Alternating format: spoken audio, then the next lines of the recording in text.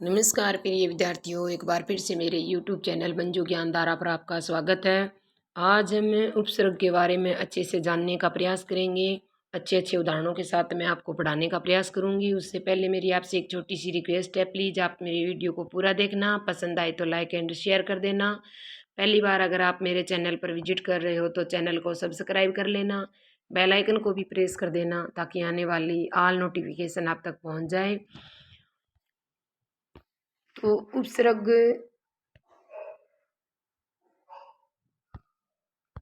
क्या होते हैं, किसे कहते हैं उपसर्ग? देखो, उपसर्ग ऐसे शब्दांश होते हैं, मतलब जिसका कोई सार्थक अर्थ नहीं होता। इसका देखो, उप जमा सर्ग, इसमें क्या है? उपसर्ग। तो उप का मतलब है पास या छोटा, और सर्ग का मतलब होता है भाग। अब उपसर्ग की परिभाषा देखो, वे शब्दांश जो शब्दों के पहले जुड़कर उनके अर्थ में परिवर्तन कर देते हैं क्या कहलाते हैं? उपसर्ग कहलाते हैं। जैसे उपसर्ग मैंने यहाँ लिया है परा, मूल शब्द क्या है? जय, और जब जय में परा लगाया तो क्या एक नए शब्द का निर्माण हो गया? क्या बन गया? प्राज्य बन गया। तो इसने जय का रूप बदल दिया, प्राज्य हो गया, अर्थ में परिवर्तन आ गया। तो आपको ध्यान रखना है।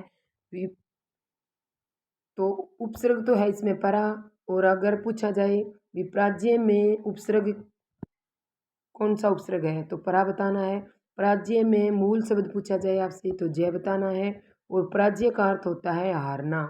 तो देखो, उपसर्ग वे शब्दांश होते हैं जिसका कोई स्वतंत्र रूप से प्रयोग नहीं होता, कि किसी शब्द के आगे जुड़कर उस शब्द के रूप में परिवर्तन कर देते हैं, वो क्या कहलाते हैं? उपसर्ग कहलाते हैं। ठीक है।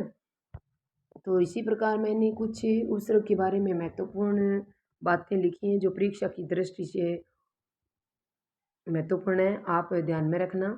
ठीक है। तो देखो, आप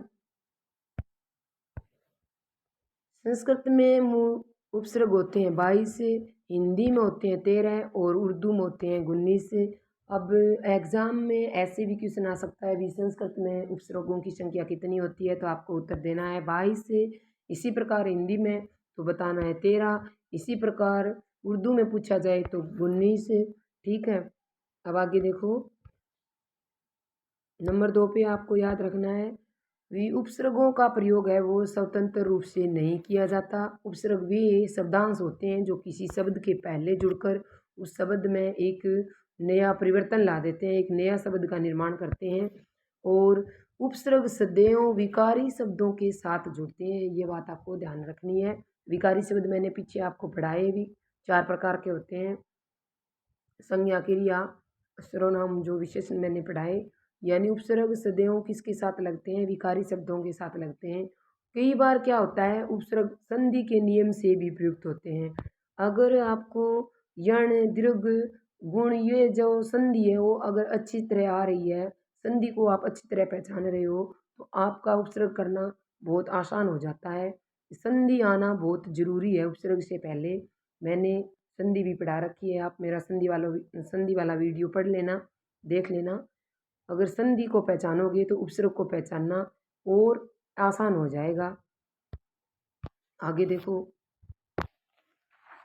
उपसर्ग ऐसे शब्दांश होते हैं जो प्राय स्वयं तो सार्थक नहीं होते। क्या नहीं होते? स्वयं सार्थक नहीं होते, किंतु अन्य शब्दों से पहले जुड़कर सार्थक नहीं बनते। अकेले भी सार्थक नहीं होते, किसी शब्द के साथ जुड़ के भी वो सार्थक नहीं बनते, बल्कि मूल शब्द के अर्थ में क्या कर देते हैं? परिवर्तन कर देते हैं। मूल शब्द जैसे मैंने बताया परा उपसर्ग था, और मूल शब्द क्या था? जय था। परा का कोई सार्थक रूप नहीं है, लेकिन जैसे ही जय के साथ जुड़ा तो क्या बना दिया? पराजय बना दिया। यानी इस मूल शब्द का क्या कर दिया?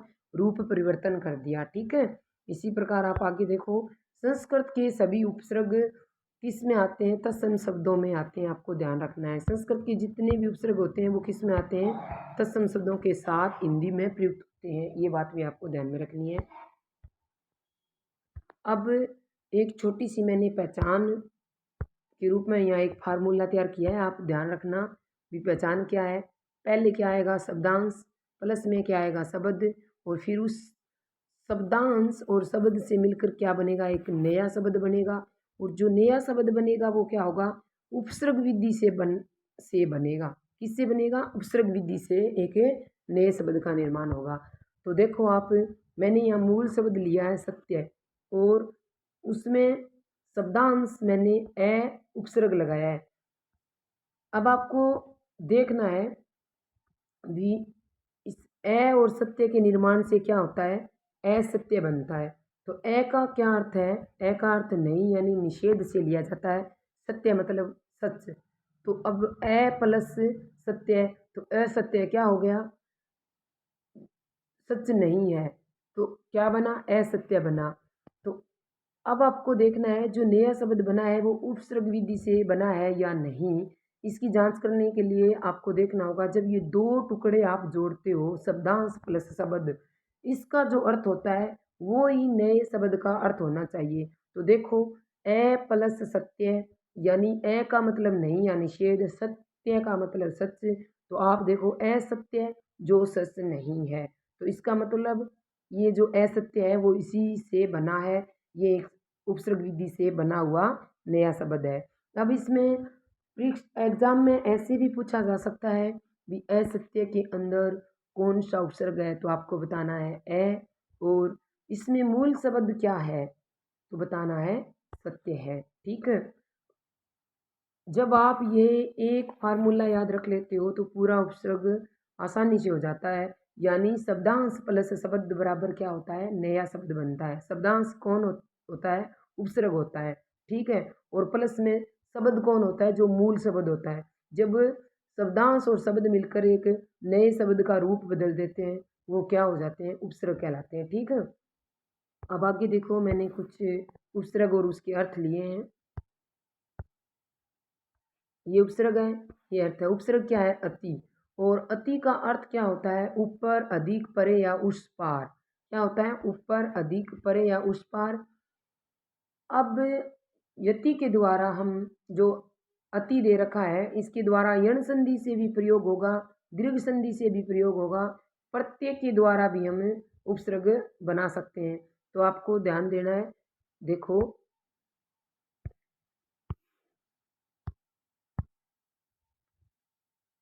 अति प्लस अंत बराबर अत्यंत दे रखा है। जब आपको ये शब्द दे दिया जाए अत्यंत, और इसमें पूछ लिया जाए भी अत्यंत में मूल शब्द कौन सा है या फिर उपसर्ग कौन सा है, तो आप कैसे बताओगे। तो देखो, मैंने आपको जब संधि पढ़ाई उसमें बताया भी यण संधि की क्या पहचान है। यण संधि की मैंने आपको पहचान बताई भी, एक तो जो यह है वो शब्दों के बीचों बीच आना चाहिए। दूसरा, उस यह से पहले कोई व्यंजन है वो य व र, मैंने आपको बताया य व र से अगर कोई व्यंजन आधा आता है और यह बीचों बीच आता है और यह ई की मात्रा में बदलता है, तो वहाँ पर क्या होती है, यण संधि होती है। तो देखो यहाँ अत्यंत शब्द में यह क्या है, बीच में आया है, और इससे पहले तय क्या है, आधा व्यंजन आया है। जब हम इसको बनाएंगे तो ए लिखेंगे, फिर यह से पहले आधा व्यंजन है उसको पूरा कर देंगे, तय हो जाएगा। और यह की क्या मात्रा लगानी है, छोटी ई की मात्रा लगानी है, तो क्या हो गया, अति हो गया। तो अब आप आसानी से निकाल सकते हो, अगर आपको यण संधि का ज्ञान है तो इसमें कौन सा उपसर्ग होगा, अति प्लस। और अब अगर आपसे पूछे विमूल शब्द क्या बनता है, तो अंत बनता है, ठीक है। और नए शब्द का निर्माण हुआ है अत्यंत। तो मैंने आपको बताया ये तो है शब्दांश और ये है शब्द। जब शब्दांश और शब्द मिलकर एक नए शब्द का निर्माण करते हैं, शब्द के अर्थ में परिवर्तन करते हैं, वो क्या कहलाते हैं, उपसर्ग कहलाते हैं। इसी प्रकार ये तो यण संधि से हो गया। आगे देखो, दीर्घ संधि से भी, संधि के प्रयोग से भी आप उपसर्ग बना सकते हो। कैसे, देखो, अति प्लस यू, ये शब्द दिया है यहाँ पे अतियु। तो अब परीक्षा में ऐसे भी क्वेश्चन आ सकता है, अतियु है उसमें कौन सा उपसर्ग है, मूल शब्द कौन सा है। तो आप देखो यहाँ दे रखी है बड़ी ई, क्या दे रखी है बड़ी ई। तो इसका जब हम संधि विच्छेद करेंगे तो यति प्लस क्या आ जाएगा, यू आ जाएगा। तो देखो छोटी ई प्लस छोटी ई बराबर किसका निर्माण हो गया, बड़ी ई का। तो मैंने आपको दीर्घ संधि की पहचान बताई भी छोटी ई प्लस छोटी ई बराबर बड़ी ई, फिर ए प्लस ए बराबर आ। इस तरह मैंने आपको पहचान बताई। तो अब आप देखो इसमें उपसर्ग क्या है, अति में उपसर्ग तो है अति और मूल शब्द क्या है, यू है। ठीक है, इसी प्रकार आगे देखो दूसरा उपसर्ग मैंने लिया है अन्नु। अन्नु उपसर्ग ले रखा है। अन्नु का अगर आपसे अर्थ पूछा जाए तो बताना है पीछे, समान या कर्म होता है। ठीक है, ध्यान रखना है। अभी अन्नु जो उपसर्ग है उसका क्या अर्थ है, पीछे है, समान है, कर्म है। अब इस अन्नु के द्वारा हम कैसे मतलब कोई नए शब्द का निर्माण करेंगे, यण संधि के प्रयोग से। तो आप देखना है यण संधि के प्रयोग से। देखो यहाँ दे रखा है अन्वेषण। अब परीक्षा में ये शब्द आ जाए और इसमें पूछ लिया जाए भी अन्वेषण में मूल शब्द कौन सा है, अन्वेषण में उपसर्ग कौन सा है। अब देखने में तो यहाँ अन्न आपको दिखाई नहीं दे रहा है, लेकिन यण संधि की पहचान मैंने आपको बताई कि यह वह और रह से पहले यदि कोई व्यंजन आद आए तो उसमें क्या होती है, यण संधि होती है। और जब हम उसका संधि विच्छेद करते हैं तो उस आद्य व्यंजन को पूरा करके यह होता है तो ई की मात्रा लगा देते हैं, वह होता है तो ऊ की मात्रा लगा देते हैं, रह होता है तो ऋषि की मात्रा लगा देते हैं। तो अब हमारे यहाँ को कौन सा शब्द आया है, वह आया है। तो हम किसकी मात्रा लगाएंगे, छोटे ऊ की मात्रा लगाएंगे। तो जब हम इसका संधि विच्छेद करेंगे तो कैसे करेंगे, ए फिर आधा न है उसको पूरा कर देंगे क्योंकि वह से पहले आया है। तो फिर वह से आधा न जो आया उसको पूरा करके वह से मात्रा किसकी लगाएंगे, ऊ की। और प्लस में मूल शब्द क्या बच गया यहाँ पर, ये देखो यही था तो क्या बच गया, ए बच गया, एसण। तो अब आपसे पूछा जाए भी अन्वेषण के अंदर उपसर्ग कौन सा है तो आपको बताना है अन्नु, और मूल शब्द पूछे तो आपको बताना है एसण। इसी प्रकार दीर्घ संधि से भी आप उपसर्ग का प्रयोग कर सकते हो, दीर्घ संधि के प्रयोग से भी आप उपसर्ग को बना सकते हो। जैसे यहाँ मैंने एक शब्द लिया है अनुदित, क्या लिया है, अनुदित लिया है। अब वही सेम बात है, उसमें आपसे परीक्षा में अनुदित में उपसर्ग भी पूछा जा सकता है, मूल शब्द भी पूछा जा सकता है। तो इसको हम कैसे पहचानेंगे, तो यहाँ पर क्या आया है, बड़ा ऊ आया है। तो यहाँ से इसकी संधि है वो विच्छेद हो रहा है। तो कैसे करेंगे, जब हमें संधि विच्छेद करते हैं तो बड़ा ऊ बड़ी ई ये सब किस या आ होता है वो किस में बदल जाते हैं, छोटे में हो जाते हैं। जैसे बड़ा ऊ है तो यहाँ लिखेंगे अन्नू प्लस क्या बच गया, एक छोटा ऊ निकाल लिया बड़े ऊ से तो क्या बच गया, छोटा ऊ बच गया। तो क्या बच गया, उदित। उदित तो मूल शब्द तो इसमें उदित है और उपसर्ग पूछे तो अन्नू है। तो यानी ऊ छोटा ऊ प्लस छोटा ऊ बराबर क्या बना है, बड़ा ऊ बना है। ठीक है, ये आपको ध्यान रखना है। आगे प्रत्यय के प्रभाव से वृद्धि पर, विप्रत्यय के प्रभाव से कैसे हम उपसर्ग का निर्माण करेंगे, कैसे वृद्धि होगी। तो देखो आप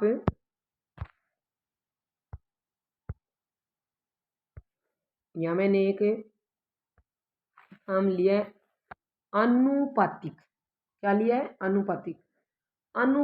अनुपातिक शब्द में दे दिया जाए आपसे ये भी पूछा जा सकता है कि इसमें उपसर्ग कौन सा है, इसमें मूल शब्द कौन सा है, इसमें प्रत्यय कौन सा है।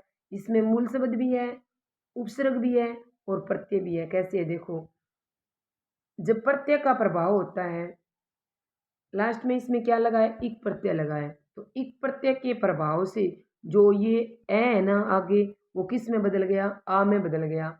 जो वीडियो के अंत में मैं आपको बताऊंगी भी कैसे बदलता है, वो मैंने नोट करके लिख रखा है, आप पहले देखो। इसमें क्या है, अन्नू प्लस मूल शब्द है पात प्लस में लगाए इक प्रत्यय लगाए।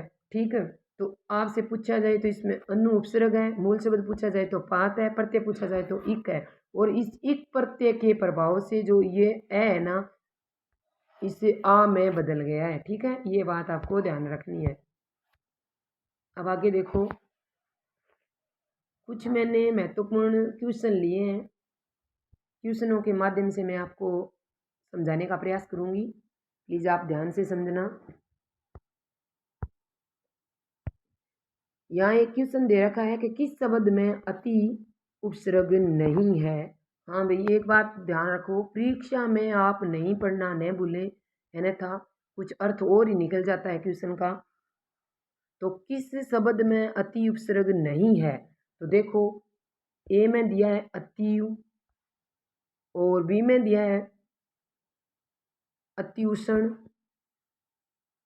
अति उष्ण, और सी में दिया है अतिरेक्य, और डी में दिया है अतिरिक्त। क्या दिया है? अतिरिक्त। अतिरिक्त दिया है। तो ए में अतियु है, बी में अति उष्ण है, और सी में अतिरेक्य है, और डी में अतिरिक्त है। तो अब आपको बताना है भी इसमें है वो अति किस में नहीं है। तो देखो, यहाँ दिख रही है हमें, ठीक है, और यहाँ भी दिख रही है, और यहाँ भी दिख रही है, लेकिन यहाँ नहीं दिख रही है। बस अब ये पहचान आपको ध्यान में रखनी है, जहाँ उपसर्ग करते समय उपसर्ग दिखाई नहीं देना, वहाँ पे उपसर्ग होता है, और जहाँ दिखाई दे वहाँ नहीं होता है। देखो आप, अब देखो इसमें तो है, मैंने आपको दीर्घ संधि का नियम बताया, भी बड़ी ई आई है बीच में, शब्दों के बीचों बीच। तो जब हम इसका संधि विच्छेद करेंगे तो छोटी ई बना देंगे, तो छोटी ई में ए लिखेंगे, फिर छोटी ती हो जाएगा, अति प्लस क्या बच जाएगा, मूल शब्द यू बच जाएगा। तो इसमें तो अति है। अब देखो, ये दीर्घ संधि का दे दिया, ये अण संधि का दे दिया, और ये प्रत्यय का दे दिया, और यहाँ पर आगे मैं बताऊंगी क्या है। देखो, चारों ऑप्शन अलग अलग संधि और प्रत्यय के हिसाब से दिए गए हैं। तो इसमें देखो, यण संधि में जब यह वह रह से पहले कोई यादा व्यंजन आता है उसको हम पूरा कर देते हैं, फिर यह की जगह ई की मात्रा, और वह की जगह ऊ की मात्रा, और रह की जगह री की मात्रा लगा देते हैं। तो देखो, आपने यह से पहले तय आया है तो ए को लिखो, फिर तय को पूरा कर अति प्लस उष्ण, तो इसमें तो है अति। और अब देखो अतिरेक्य, तो ये आया है। तो मैंने आपको बताया है, जब अंत में प्रत्यय हो, इक प्रत्यय हो, यह प्रत्यय हो, तो उसके प्रभाव से आ ए होता है, वो किस में बदल जाता है? आ में बदल जाता है। अब आपको आ दिखाई दे रहा है यहाँ पे, तो आप सोचोगे भी आती है, इसमें अति नहीं है। तो ध्यान रखना है, अति है, आती नहीं है। ठीक है, क्योंकि ये ए प्रत्यय के प्रभाव से यहाँ पे आ बना है, तो अति प्लस में रेख प्लस में यह हो जाएगा। अब इसमें मूल शब्द तो रेख है, और प्रत्यय क्या है? यह है। अब है अतिर्यक, इसमें क्या है? देखो, अतिर्यक, तिर्यक मीन्स क्या होता है? टेढ़ा, और ए मीन्स नहीं, यानी जो टेढ़ा नहीं है। तो इसमें अति नहीं, ए उपसर्ग है, ध्यान रखना है। अतिर्यक दे रखा है, अतिर्यक। तो ए प्लस में तिर्यक, तिर्यक होता है टेढ़ा, और ए का अर्थ होता है, ए उपसर्ग का अर्थ मैंने पहले ही बताया आपको, नहीं यानी निषेध से लिया जाता है। ए प्लस तिर्यक यानी जो टेढ़ा नहीं है। ठीक है, इसी प्रकार दूसरा क्वेश्चन देखो आप, किस शब्द में अनु उपसर्ग है, पूछा है। ध्यान रखना है आपको, जो ये अनु है, ये किस शब्द में है? नीचे मैंने चार ऑप्शन दे रखे हैं। अनुपम, इसमें दिख रहा है आपको, भी लग रहा है कि हाँ अनु है। अनुर्वर, इसमें भी लग रहा है। अनु अनुपाय, इसमें भी लग रहा है। लेकिन आप देखो, अन्वेषक में नहीं लग रहा, अन्वेषक में अनु नहीं लग रहा। जब इसको आप हल करोगे ना, तो आप पाओगे भी अन्वेषक में ही अनु है। तो आपको उपसर्ग में मेन बात एक ध्यान में रखनी है, जिस शब्द में उपसर्ग दिखाई नहीं दे वहाँ पे उपसर्ग होता है, और जहाँ दिखाई दे वहाँ पे नहीं होता। जैसे देखो, मैंने ऊपर अनु दिया है, अनु इसमें दिख रहा है, लेकिन जब हम इसका विश्लेषण करेंगे ना, तो मैं बताऊंगी इसमें अनु नहीं है। और अनुवर में दिख रहा है, लेकिन इसमें भी नहीं है। और अब अनुपाय में दिख रहा है, लेकिन इसमें भी नहीं है। अन्वेषक में नहीं दिख रहा है, लेकिन इसमें अनु है, कैसे है वो मैं आपको बताऊंगी। देखो, जब हम इसका संधि विच्छेद करेंगे अनुपम का, तो क्या हो जाएगा, अन प्लस, जब इसका मतलब करेंगे तो अन प्लस उप प्लस मा हो जाएगा। क्या हो जाएगा, अन प्लस उप प्लस मा। जब हम इसको मिलाएंगे तो ऊ से पहले क्या आया है, आधा व्यंजन आया है, और ए ऊ इसको क्या करेगा, पूरा करेगा, फिर अपनी मात्रा दे देगा, तो क्या हो जाएगा, अनु। फिर इस ऊ की वजह से ये आ है वो खत्म हो जाता है। ठीक है, तो आपको क्या करना है, यहाँ पे अन उपसर्ग है, अन प्लस उप प्लस मा, यानी अनुपमा, जिसकी कोई उपमा ना की जाए। अब है अनुर्वर, तो इसका आप संधि विच्छेद करो, अनुर्वर, तो अन प्लस उर्वर आएगा, यानी जो उपजाऊ नहीं है। अन यानी नहीं, उर्वर मतलब उपजाऊ, और अन लग गया तो क्या हो गया, जो उपजाऊ नहीं है। तो अब देखो, ये तो ऊ है, जब इसका मिलान करेंगे, ये आधा न है, जब इस आधे न में जाएगा तो इसको पूरा कर देगा और फिर अपनी मात्रा लगा देगा, तो क्या बन जाएगा, अनु बन जाएगा, अनुर्वर। तो ध्यान रखना है, दिख रहा है, लेकिन जब अगर आपको संधि सही से आती है, संधि विच्छेद अगर सही से करते हो, तो उपसर्ग आप सही आंसर कर पाते हो।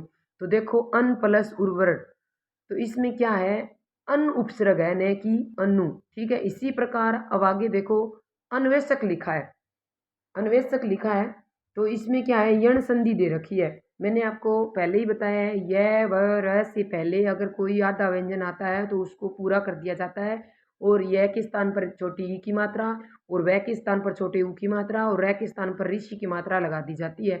तो अब देखो, ए को लिखो, और वह से पहले न आधा आया है तो उसको न को पूरा लिखो, और वह जब आता है तो हम छोटे ऊ की मात्रा लगाते हैं, तो क्या हो गया, अनु प्लस एसक।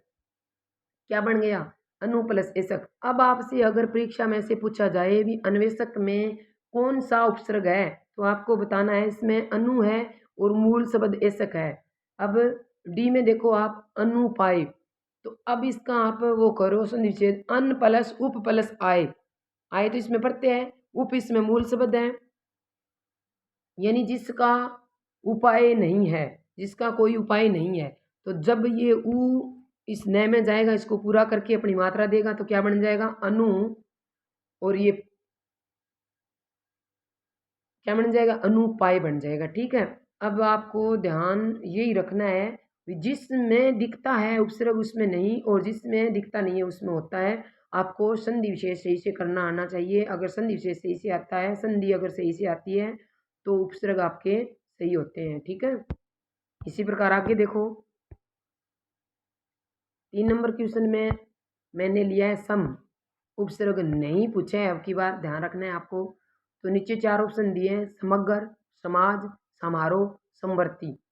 क्या है, समग्र, समाज, समारोह और समवर्ती। सब में सम सम सम सम सब में दिखाई दे रहा है। तो सबसे पहले तो आपको ये देखना है, सम हलंत वाला जो होता है, मैं, उसका अर्थ होता है उचित या उपयुक्त होता है। ये ध्यान रखना है आपको, उचित या उपयुक्त होता है। और जो सीधा ये सम होता है ना, जिसमें हलंत नहीं हो, इस सम का अर्थ होता है समान। ये होता है विशेषण, ये उपसर्ग नहीं होता है, आप ध्यान रखना।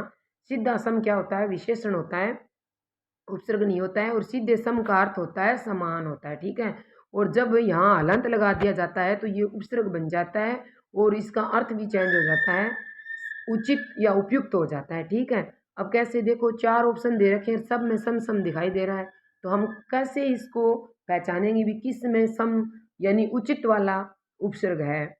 तो देखो, सम प्लस अगर, क्या हो जाएगा, सम प्लस अगर, यानी जो ठीक तरह से आगे, सम प्लस अगर यानी जो ठीक तरह से आगे हो।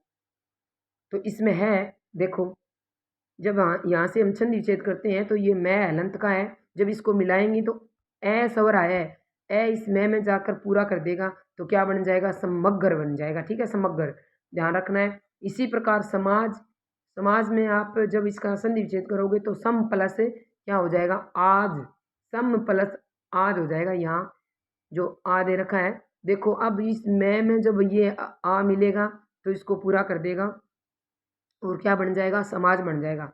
अब इसी प्रकार समारोह, तो सम प्लस आ प्लस रोह। अब इसमें समारोह में अगर आपसे पूछ लिया जाए तो मूल शब्द क्या है, मूल शब्द तो रोह है, क्या है, रोह है। और दो उपसर्ग है इसमें, एक तो सम और एक आ, एक तो सम और एक आ, ठीक है। अब देखो समवर्ती,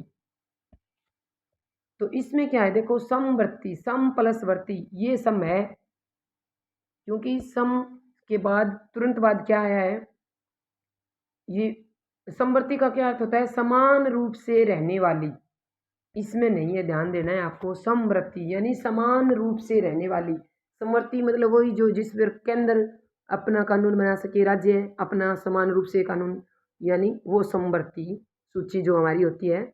तो यहाँ देखना है आपको, देखने में चारों ऑप्शन एक समान लग रहे हैं, सम सम सम में दिखाई देना है, लेकिन आपको जब संधि विच्छेद करोगे आप तो पहचान पाओगे विषमवर्ती में क्या है, सम उपसर्ग नहीं है, विशेषण है, ठीक है। इसी प्रकार आगे देखो आप,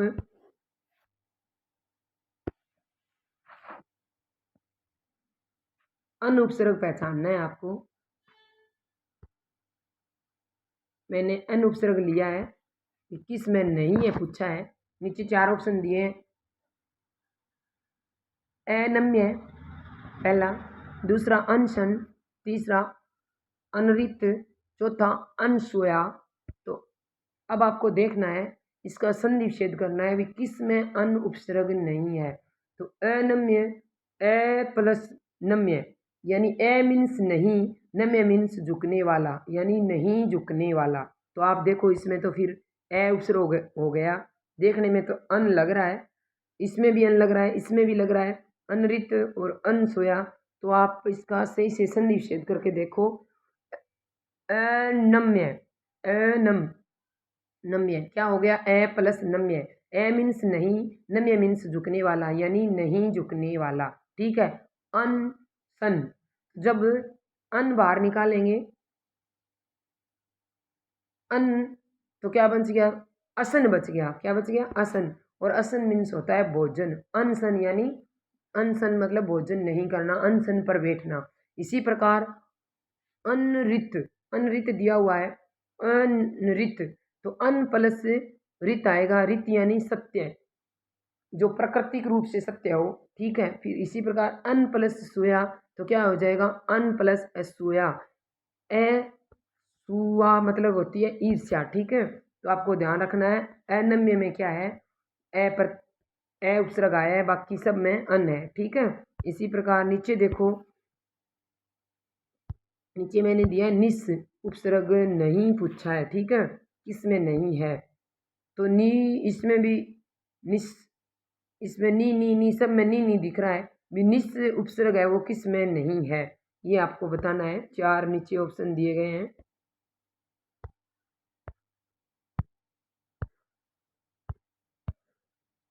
तो देखो इसको आप कैसे कैसे पहचानोगे।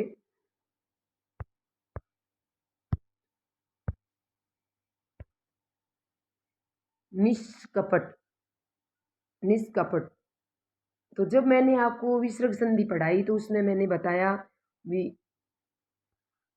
ये निस प्लस कपट लिखा हुआ है, जब हम संधि विच्छेद करें, आगे छोटा स्वर आ जाए, हर हर्षव स्वर मैंने बताया, और दंत्य से और प्लस में अगर क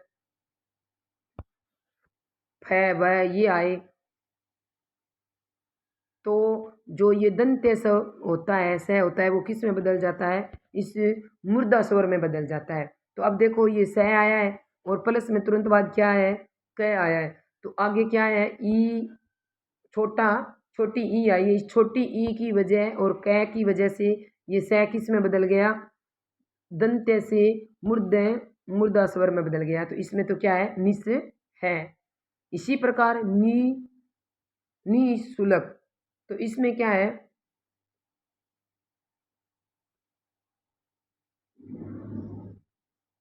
ये विसर्ग किस में बदल गया है, श में बदल गया है। और आगे नीचे दिया निश्चय, तो निस प्लस च, देखो च क्या है, दंत्य है, और स क्या है, दंत्य है। जब कोई दंत्य स आए उससे पहले अगर छोटा स्वर आए, जैसे ई आया हुआ है, और उसके तुरंत बाद च या छ आए, मैंने आपको बताया च या छ आए, छोटा स्वर ई आई हुई है, ई आए और दंत्य स्वर के तुरंत बाद छ या छ आए, तो दंत्य स है वो किस में बदल जाएगा, तालु से में बदल जाएगा।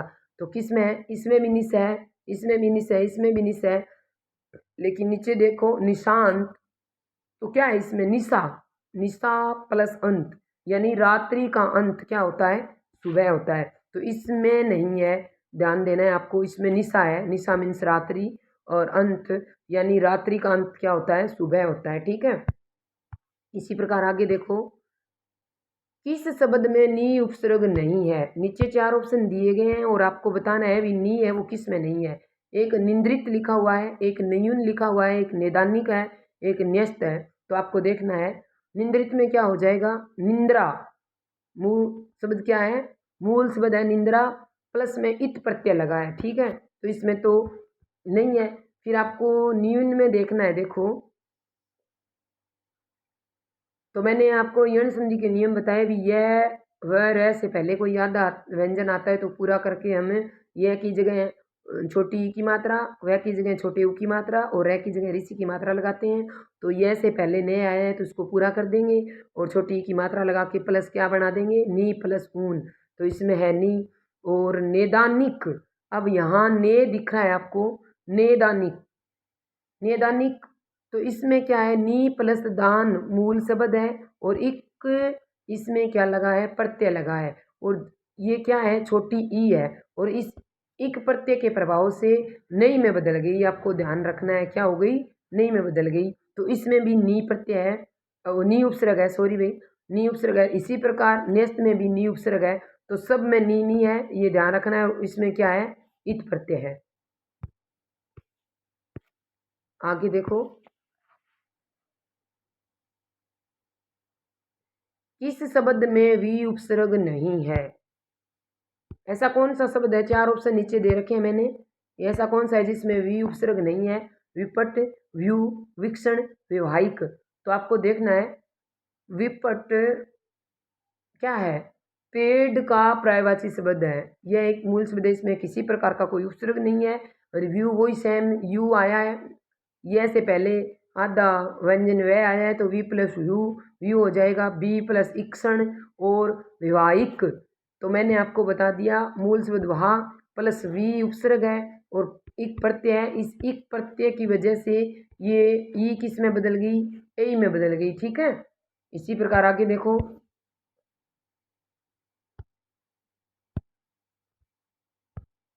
किस शब्द में आ उपसर्ग नहीं है। नीचे 4 मैंने ऑप्शन दिए हैं, आलस्य, आवृत, आपात, आकृष्ट। भी आलस्य, आवृत, आपात, आकृष्ट, ये 4 मैंने ऑप्शन दिए हैं और पूछा है भी आ किस में नहीं है। तो देखो सब में दिख रहा है, आ आ आ आ, इसको कैसे पहचानेंगे। तो अब आपको देखना है, मैंने बताया अगर कोई शब्द दे दिया जाए उसके अंत में अगर प्रत्यय हो तो वहाँ आपको देखना है, आ उपसर्ग पूछे तो वहाँ पर आ नहीं होता है। ये जो यह है प्रत्यय आया लास्ट में देखो, और किसी के नहीं आया है। ए, यह प्रत्यय की वजह से आ ए किस में बदल गया है, मूलतः इसमें ए है लेकिन प्रत्यय के प्रभाव से ये आ में बदल गया। आपको ध्यान रखना है, मूल शब्द क्या है इसमें, अलस प्लस यह क्या है, और जब इसमें ये जुड़ेगा तो इस ए को क्या बना देगा, मूलतः तो इसमें ए है लेकिन जब यह प्रत्यय का प्रभाव पड़ेगा तो क्या बन जाएगा, या आ बन जाएगा। ठीक है, ध्यान रखना है, आ बन जाएगा। तो इसमें आ नहीं है, बाकी सब में आ प्लस विरित है, आ प्लस पात, पात मीन्स होता है गिरना, आ प्लस कृष्ट। ठीक है, ध्यान रखना है, कोई शब्द अगर हो उसके अंत में अगर इक या यह प्रत्यय हो तो उसके प्रभाव से ए किस में बदल जाता है, आ में, और वी की छोटी ई किस में बदल जाती है, ए में, और छोटा ऊ किस में बदल जाता है, ओ में बदल जाता है। ये आपको ध्यान रखना है। इसी प्रकार आगे देखो, मैंने नोट करके लिखा है ये आपको बताने के लिए भी, आप ध्यान रखना, कोई शब्द दे दिया जाए उसके अंत में अगर इक या यह प्रत्यय लगा हो तो उसके प्रभाव से जो आगे शब्द दिया हुआ है, जैसे अभी लिखा मैंने,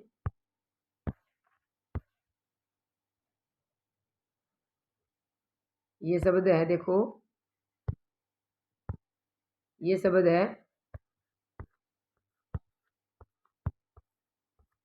आलस्य।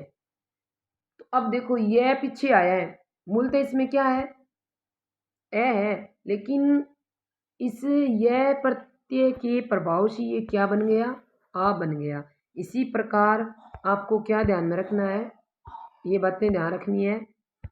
कोई शब्द आए, उसके अंत में अगर एक प्रत्यय हो, यह प्रत्यय हो, तो अगर पहला शब्द ए होगा तो वो आ में बदल जाएगा, पहला शब्द ई होगा तो वो ए में बदल जाएगा, और पहला शब्द ऊ होगा तो वो ओ में बदल जाएगा। ये बात आपको ध्यान रखनी है। आज बस यहीं तक, नेक्स्ट वीडियो में पढ़ते पढ़ेंगे हम। तब तक के लिए प्यार भरा नमस्कार। जय हिंद, जय भारत।